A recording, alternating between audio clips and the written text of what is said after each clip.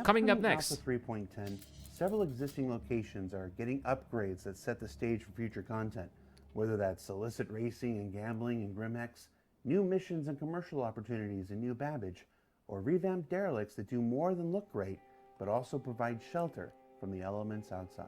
Uh-huh. Okay. So does that mean that oh, maybe for example, yeah, this could be very useful. For example, if you are on Hurston and you are and it's very hot outside, you know, it can be really hot on the Hurston. You can be the derelict. The derelict may protect you from the heat, or vice versa. If you are on Microtech, maybe the derelict can protect you from the cold at the same time, maybe enhancing or prolonging your life expectancy. Oh, Alejandro de la Vega says, is racing going to be in-game in 3.10? Racing is already in-game, Alejandro. In fact, racing has been in-game for quite some time. The problem is that those scramble races are either bugged or not so fun. So that's why nobody is racing. But I hope that with betting and maybe some infrastructures around racing, people are going to be more enticed to racing, and maybe it's going to be more popular. So that's what I'm hoping, Alejandro. I'm hoping that with those improvements, people are going to race a little bit more, and there's going to be maybe an economy based on racing. All right, there's the factory line over there, which is not available in New Babbage right now, but coming up in 3.10. In 3.9, we introduced New Babbage Landing Zone, but it was not quite complete yet. We still had one or two things that we needed to add. One of those things being Microtech's flagship store, the factory line. Factory Line is the premier store for Microtech located in the heart of New Babbage. Alright, so, oh my goodness, this thing is going to be quite big, and everything's gonna be a shop? Wow. De La Rosa says, hi, first time catching your live stream. Time zone are a little different. Yeah, I live in Far East Asia, De La Rosa. I live in Taiwan, so that's why it's not easy to get everybody on board, yeah. But I'm glad you're here. One of the ideas that we really wanted to convey... Is that water here? Oh my goodness, there's a fountain of water coming down the shop. Through this kind of sub-style of the Microtech branding was, this is the location where Microtech sells all of their consumer and enterprise products that are at the cutting edge of technology. Wow, there's a lot of marble there. Looks like some of the visual elements, you know, visual cues are slightly different than the rest of the landing zone. The moment that you enter the factory line. And I also noticed that they have a lot of those trees here. If on New Babbage, you have a lot of very exotic trees, you know, palm trees or very tropical from lush forest. But it looks like those trees here come from more temperate environments, I would say. So this already looks quite different from the rest of what we're seeing around New Babbage. You'll be greeted with the lobby, and the lobby is there to give you a sense of the experience that you're about to go on. From the lobby, you'll descend down a glass staircase into the commercial floor. The commercial floor is when you'll find... Wow, okay, lobby, consumer products, and amphitheater. Okay, cool. It's like an Apple store. Have a crazy, absolutely. It's like a mix of Apple store and a forest at the same time. That's weird, right? All things Microtech, from the Mobiglass to the REFERRAL AR contact lens, all things that you can kind of purchase and will be able to purchase in the future. Then we have on the third floor the Fikri Amphitheater, named after Microtech's founder's older brother. This space serves double duty as also not only a corporate showcase for all of their corporate technologies, but also can be converted into an amphitheater for all of Microtech's keynotes. Oh, did you hear that, guys? This is going to be an amphitheater for all of the Microtech keynotes. Maybe we're going to have, you know, when Microtech is going to release a new product in the future, maybe we're going to have the Microtech CEO coming down there and doing a presentation about a new Microtech product. You know, it would be very interesting if we could have maybe a presentation or maybe a commercial or something with the Mobiglass 2.0, because we know that there's going to be a Mobiglass 2.0. it looks like it's already in the game there, but maybe this is just for, maybe this is just a demo for what's coming up in the later. But wouldn't it be awesome, like if we could have like a commercial or something, and whether the Microtech CEO would be making a keynote. That would be cool. I would love, I would love the Microtech CEO to look like Chris Roberts, and he would make a keynote like Chris Roberts. That would be fun. Will this bring the server blades? Not yet, De La Rosa. This is where we can buy them in the future, but they're not coming there. All right, Crash Course. What is that? Oh, derelicts. What we wanted to achieve the team for the derelicts is that when the players do discover them, we wanted to give a sense of story and history to this crash site.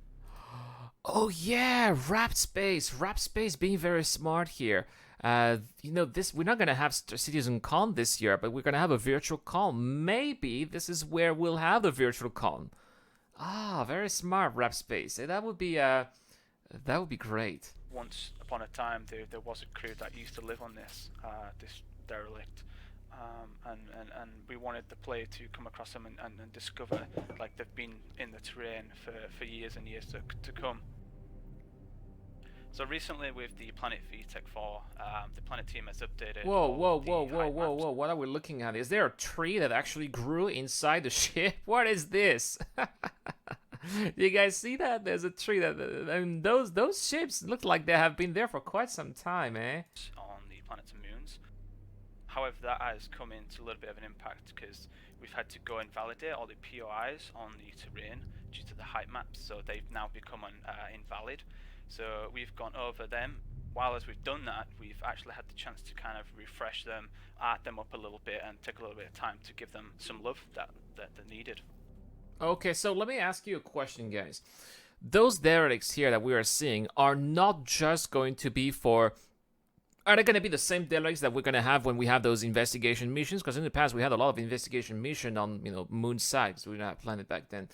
And on those moons, you have to search for bodies or boxes. Are these going to be the same derelicts, or are those going to be completely different derelicts? Something that I'd like to know here. One of the cooler things we did with the derelicts is, as a team, we chose to split the interior and exterior of the object containers for the derelicts. This was to help with the play status that came online, so that we're culling the weather inside the derelict. So these are now acting as shelters. Oh, okay, yes, that's what I was talking before. If it's too hot, if it's too cold, and then we're adding this additional function onto the derelicts, not just as to explore, but as to get an escape from the weather. Yeah, okay, that's exactly, that totally makes sense, right? Like if you don't have the right suit, you're caught in a snowstorm on Microtech, you're definitely gonna need a shelter to maybe stop eventually dying from frost. That totally makes sense. So we've also turned on the real-time cube maps. This is going to give a much accurate lighting read inside the derelicts, and it's going to give the overall inside of the derelicts a much nicer feel to them. We've also had the opportunity to go back over and give them much needed love. We've been adding these mud skirt-like rocks around the actual derelicts themselves. Mm-hmm. This is to give them a much better feeling as it's more integrated with the planet's terrain, and it gives them... Yeah, it does. Like, look at that. That's what they're talking about here. It definitely looks like there's been some impact, and the carcass of that ship has definitely been dragging around. Yeah, sure. And also like a sense of direction, as if they've kind of like crash landed on the surface and like ripping up the terrain. Kofire says he hasn't had an investigation mission that worked.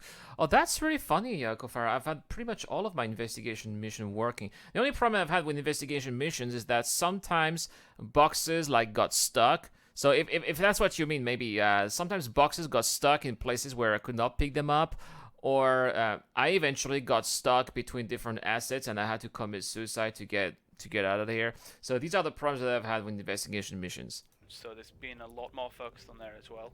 Yeah, but Lone Gamer, the problem with cave investigation missions is that it takes forever to find a dead body, You're spending 20 or 30 minutes in the cave only for 4,000 alpha UEC. No, thank you. We've also used the terrain blending as well on the shader.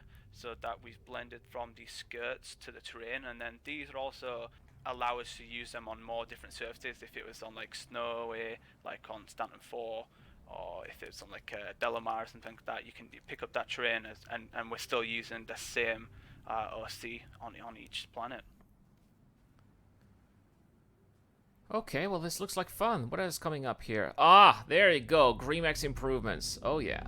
Wow. Wow, look at that. Not too shabby, eh? Looks like Grimex is going to get an upgrade, looking a bit less crappy as as it currently looks like. Maybe that's because this is where they're making their money, eh? Things going on in the future of Grimhex that we needed to prepare for. Grimhex is a very, very illegal place where people come in to do. So Lone Gamer says that he mines at the same time as I'm making about 25k with a mission. Yeah, eventually. Well, Lone Gamer, if you're not getting lost, that's the thing, right? All kinds of illegal trading, illegal betting, maybe some really shady deals, and it's not really. Look at that. Where's the trash? You know, that's one of the things with Grimex. There's trash everywhere. This is like the cleanest place. This is like the tidiest place I've ever seen on Grimex. Nice place to be. Grimex is the new Vegas, says So Joseph for the Pest. racing kiosk, we knew that these illegal races were going to need a lot of sort of betting and a mission giver and places to watch it from. So what we've done is we've taken one of the sort of more rundown and forgotten areas of Grimhex and Yeah, okay. So this is kind of what it's going to look like in the future. Looking very nice. Look at that nice little window bay here that's going to allow people to look at the races. Pretty cool. Looks like there's a private room here. Did you guys see that? That's the VIP lounge here. kind of updated it to look super nice.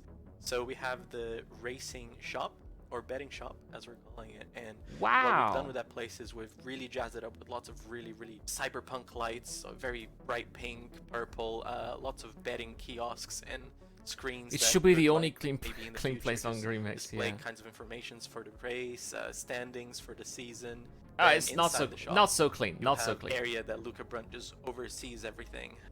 And he's just going to be sitting there on his desk, which is just surrounded by screens overlooking all kinds of information Let's listen and again. Let's sentences listen again. for all these illegal races. Whoa. So Luca Brunt runs the book and organizes the underground races that have become popular among the asteroids that drift close to Grimex. If you do intend to make a wager, be aware that the Ninetales take paying off debts very seriously. Oh yeah, if you do intend to make a wager, you're gonna have to make sure that you pay, because if you don't, the Ninetales are gonna get after you. That's fun. So Luca Brunt, a new mission giver, right? When is he going to get into the roadmap? Is he gonna get there for 3.10, 3.11? And just outside of his shop, you'll see the standings and a bunch of really rickety walkways that we've added, where people are gonna sit there, watch the races from this huge window that they have in front of them. There's Oh even yeah, that's how it's gonna look like from the inside. This is indeed a huge window, eh? a little VIP area, places to sell beer, and people are just gonna be able to like come in there and sit in this really dingy place and be able to watch these races happening around in the asteroids. And I want them to feel a little bit uncomfortable about it, but know that they gotta come in there to do their business. Don't worry, we're not gonna be uncomfortable about it. I won't. And just bet on the races and make sure that they're not gonna get stabbed in the back. Yeah.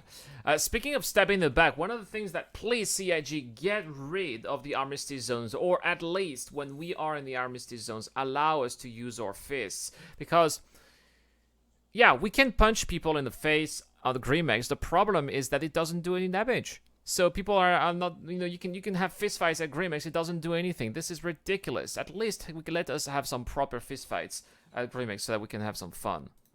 So what did we learn this week? Well, that's pretty much it for this Inside Star Citizen live breakdown. Well, we learned some cool things over there. Yeah, creatures, those predators, really looking forward to those. Look at that, a space crab here from Paro, totally digging that. I can't wait to have the keynote presentation. I'm really wondering if you guys were right. Is this where we're gonna have CitizenCon? That would be hilarious. Looking forward to these new locations as well. So yeah, I think that 3.10, I'm starting to be really excited for 3.10. But don't go anywhere, guys. Oh yeah, let me answer a question first from Joseph. So, question for you, bud. I have seen a video with Chris Roberts wanted to put a money limit in game. How do you feel about that? What do you mean a money limit in game, Joseph? We're not gonna have I don't think that we're gonna have a limit as of how much money we are going to make. I think that he said a money limit in how much money people are going. So I think that what you're talking about, Joseph, is he talked about putting a limit as of how much people are going to spend in Alpha UEC. I think that even right now you cannot spend more you cannot spend more like $20 or $25 per day in Alpha UEC. That's what he said, because he doesn't want people to become millionaires when they start the game. But I'm pretty sure it's already the case, right? So I would say that this is where there is going to be a money limit in game. But if there's a money limit in game, how are we going to be able to afford assets? You see, some of those ships are so expensive. Like basically, if you want to buy a javelin in game, for example, which is something that should be possible in the future, if there's a money limit, it's got to be higher than buying a javelin. See what I mean? So even if there is a money limit in game, it's probably going to be because you have like maybe 12 zeros and you cannot go up to 13 zeros maybe. But I think that it would be ridiculous. Just my opinion here, Joseph. But I think that he was talking about Alpha UEC. All right, guys.